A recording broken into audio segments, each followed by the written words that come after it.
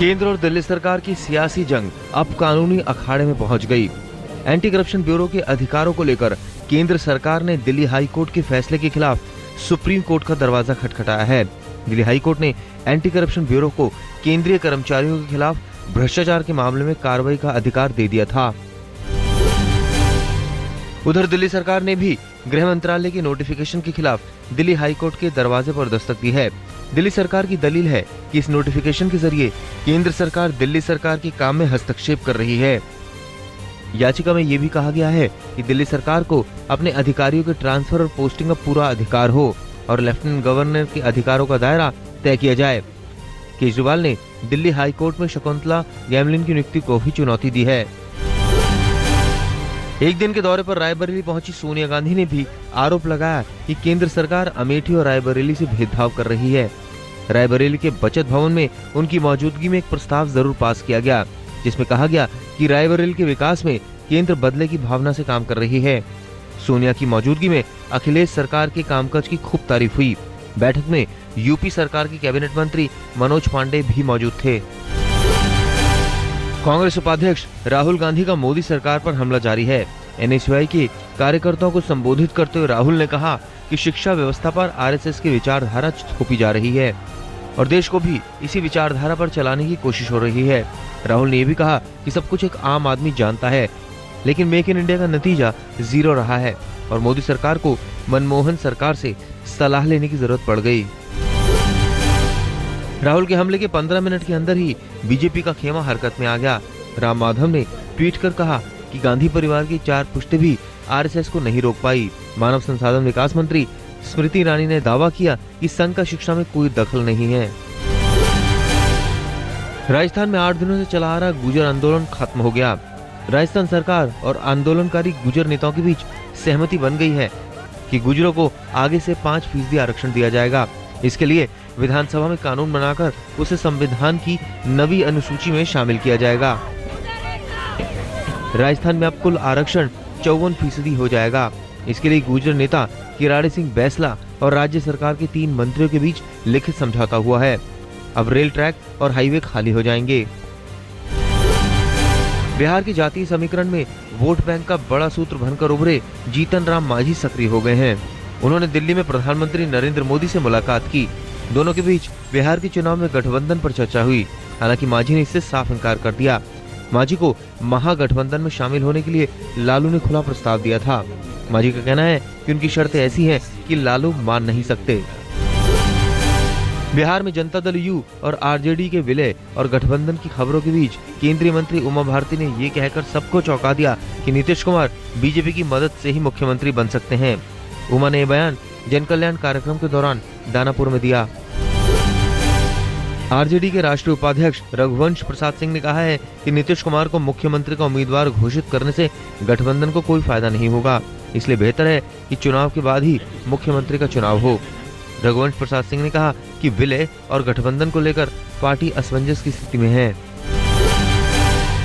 केंद्र सरकार के कामकाज का ब्यौरा बताने के लिए केंद्रीय शहरी विकास मंत्री वेंकैया नायडू ने रायपुर और भिलाई का दौरा किया। नायडू ने मोदी सरकार की इस बात के लिए तारीफ की कि 1 साल के कार्यकाल में विपक्ष ने केंद्र पर भ्रष्टाचार का एक भी आरोप लगाने की हिम्मत नहीं जुटाई।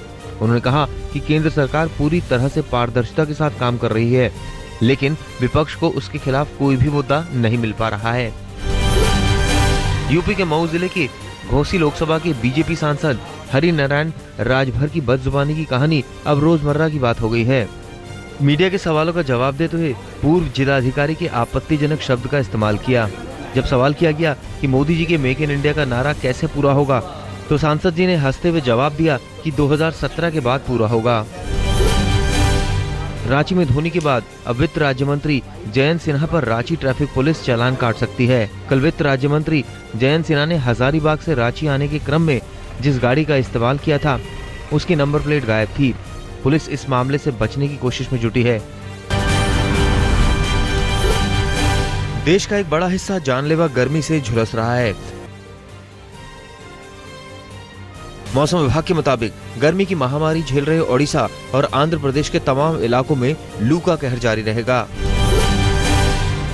दिल्ली में अगले कुछ दिनों में गर्मी से राहत के आसार है। मौसम विभाग के मुताबिक 31 मई से दिल्ली में वेस्टर्न डिस्टर्बेंस का असर दिखने लगेगा, जिसकी वजह से 1 या 2 जून को बारिश हो सकती है। गुरुवार को राजधानी का तापमान 41.1 डिग्री सेल्सियस रिकॉर्ड किया गया।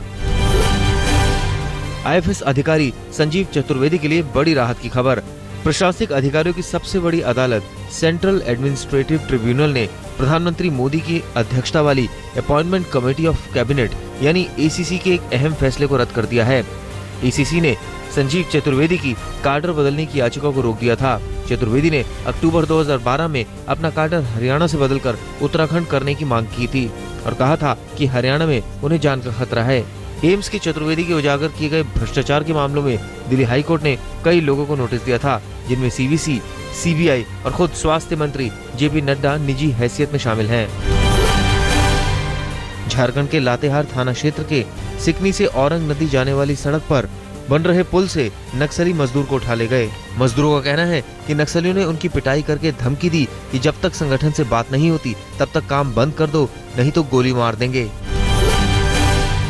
हरिद्वार के खाद्य सुरक्षा विभाग ने आटा नूडल्स का विज्ञापन करने वाली फिल्म अभिनेत्री माधुरी दीक्षित को भ्रम फैलाने वाले प्रचार करने के आरोप में नोटिस जारी किया है।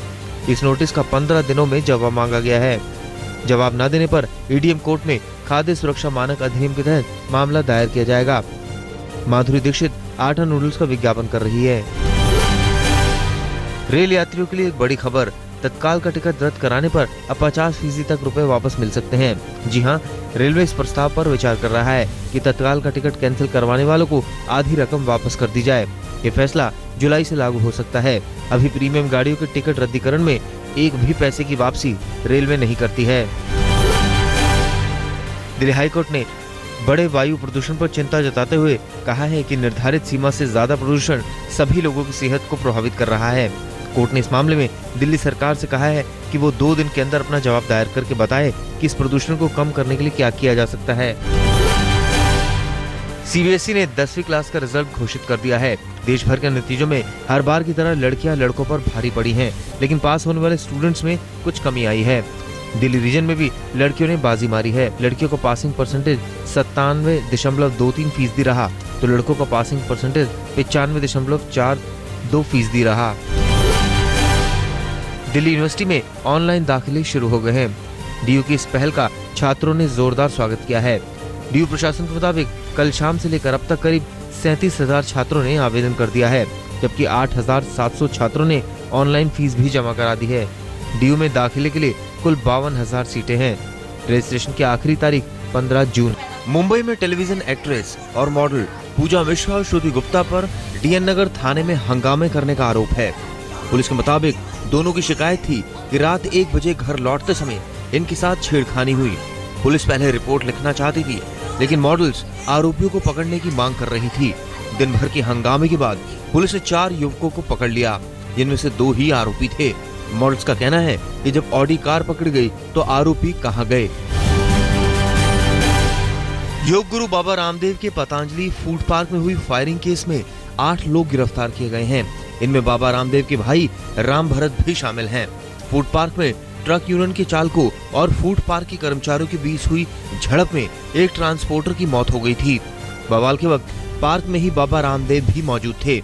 पुलिस ने फूड पार्क में लगे CCTV फुटेज भी अपने कब्जे में ले ली है। रामदेव के सहयोगी बालकृष्ण इसे राज्य सरकार की साजिश बता रहे हैं। दिल्ली में ट्यूटर की संदिग्ध मौत के बाद मचा कोहराम थमने का नाम नहीं ले रहा है। गुरुवार देर शाम सैकड़ों लोगों और महिलाओं ने ओखला थाने पर जमकर हंगामा किया और पत्थरबाजी भी की। पुलिस ने जवाब में लाठियां भांजी और भीड़ को तितर-बितर करने के लिए आंसू गैस की गोले भी छोड़े गए। परिवार वालों का आरोप था कि ट्यूटर ने लड़की को अगवा किया था। दिल्ली के अजमेरी गेट पर शराब का ठेका खुलने के विरोध में लोगों ने जमकर हंगामा किया और चक्का जाम किया। लोगों का आरोप है कि ठेका मंदिर से चंद कदमों की दूरी पर है और आसपास का इलाका रिहायशी है। शराब का ठेका खुलने की वजह से महिलाओं के साथ छेड़खानी की घटनाएं बढ़ी हैं। कोलकाता के प्राइवेट होटल में TMC विधायक के समर्थकों ने सिक्योरिटी गार्ड पर हमला कर दिया। TMC विधायक सभ्यसाची दत्ता एक कार्यक्रम में शामिल होने होटल आए थे। सुरक्षा गार्ड ने उन्हें गलत वेन्यू का रास्ता बता दिया। विधायक जी की शिकायत थी कि उन्हें पार्किंग नहीं मिली, बस इसी बात पर उनके समर्थक भड़क गए और होटल के गार्ड के साथ मारपीट की। दोनों पक्षों की तरफ से पुलिस में शिकायत दर्ज की गई है।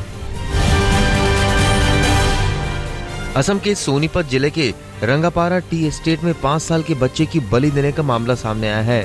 सूत्रों के मुताबिक नानू मिर्धा नाम के तांत्रिक ने काली पूजा के दौरान बच्चे की बलि दी है। घटना को लेकर नाराज लोगों ने आरोपी नानू मिर्धा की बुरी तरह से पिटाई कर दी, जिसकी वजह से तांत्रिक की मौत हो गई।